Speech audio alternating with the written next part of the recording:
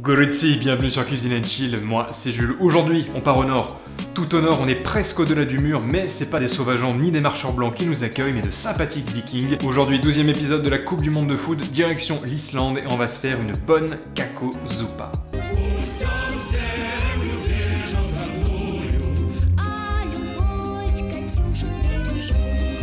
Initialement, la cuisine islandaise est très liée aux conditions climatiques difficiles de l'île, donc on retrouve beaucoup de produits et de préparations qui sont là pour maximiser la durée de vie, des poissons, des charcuteries, des fromages, des viandes avec une prédominance pour l'agneau, des eaux de vie. Ok, c'est bon, je déménage là-bas. Oui, mais on mange aussi des trucs chelous comme de la baleine et du renne, donc calmos. Mais aujourd'hui, c'est une cuisine qui est en train de se réinventer à l'image de celle des autres pays scandinaves. Alors je suis pas très calé sur la gastronomie islandaise comme vous pouvez l'imaginer, mais si la Scandinavie vous intéresse, je vous conseille de suivre le travail de René Redzepi, le chef danois de Noma, le meilleur restaurant du monde, et c'est pas moi qui le dis. Il y a des petits documentaires sur lui sur Netflix, il a écrit un livre sur la cuisine islandaise, et si vous passez à Copenhague, je vous suggère d'aller dans l'un de ses restaurants, vous allez pas le regretter. En islandais, kakko, c'est le chocolat, et zuppa, la soupe, donc voilà, vous avez la recette. Merci d'avoir regardé cette vidéo jusqu'au bout, j'espère que ça vous a plu.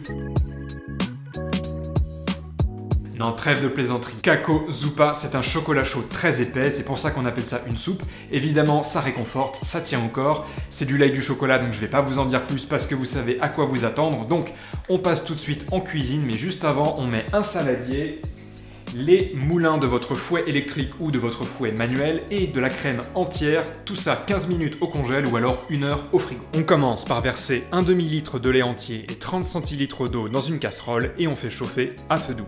Pendant ce temps, on fait fondre au bain-marie 200 g de chocolat noir jusqu'à ce qu'il ait une texture lisse et un aspect brillant. Vous pouvez aussi le faire fondre au micro-ondes, mais faites bien attention à ce qu'il ne brûle pas. Ouais, on ne déconne pas avec le chocolat. Versez le chocolat en filet dans le lait et l'eau. Pour éviter que le chocolat attache au fond, remuez en continu. Léchez la cuillère de chocolat.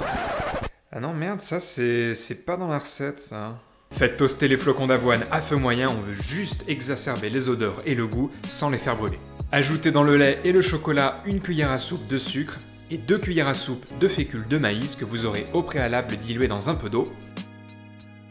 La soupe va épaissir naturellement, donc je continue à remuer délicatement. Elle doit quand même rester liquide et ne pas se transformer en pudding. Donc pour éviter cela, gardez le feu faible et surveillez votre casserole et en dernier recours, ajoutez un peu de lait si nécessaire. A l'inverse, si la soupe est trop liquide, n'hésitez pas à rajouter une cuillère à soupe de fécule de maïs. Juste avant de servir, on ajoute la petite touche finale qui va faire toute la différence, une pincée de fleur de sel pour relever le goût du chocolat. Et avant de déguster, on va voir pourquoi il faut suivre l'Islande à cette Coupe du Monde.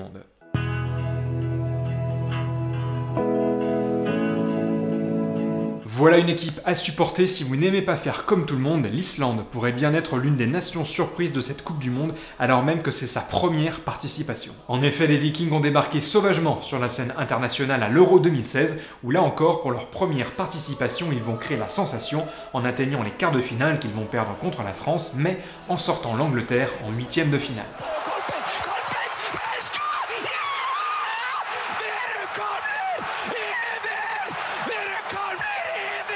Bon, pas vraiment sauvagement en fait, puisque lors de l'Euro 2016, l'Islande a très largement remporté la médaille d'or de la sympathie auprès du public, avec des supporters nombreux et enjoués, ce qui est une prouesse remarquable pour ce pays moins peuplé que la ville de Nice.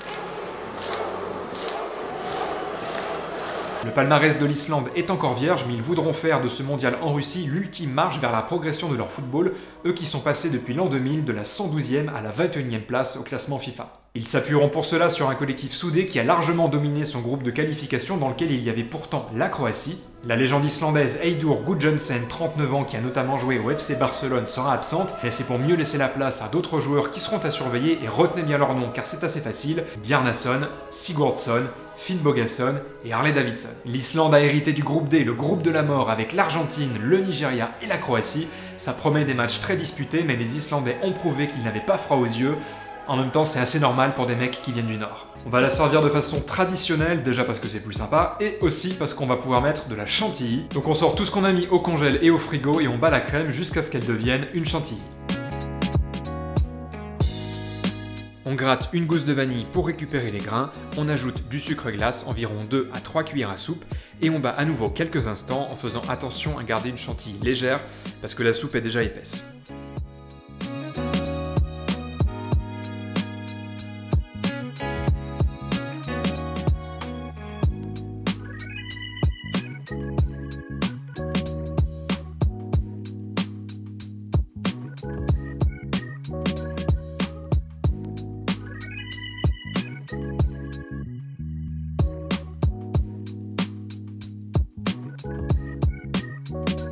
Et merci d'avoir regardé cette vidéo jusqu'au bout, j'espère que ça vous a plu, que ça va aussi vous inspirer pour la prochaine fois où il fera gris et où vous aurez envie de rester sous la couette. Bon là c'est presque l'été, mais qui sait, il fera peut-être moche dans quelques temps. Si cette vidéo vous a plu, n'hésitez pas à la liker, à la partager, à vous abonner, à activer les notifications pour ne manquer aucune des prochaines vidéos. La prochaine fois d'ailleurs, on va partir pas très loin puisqu'on va aller visiter le voisin suédois. D'ici là, je vous embrasse et n'oubliez pas qu'il faut manger pour vivre, mais qu'on vit aussi pour manger.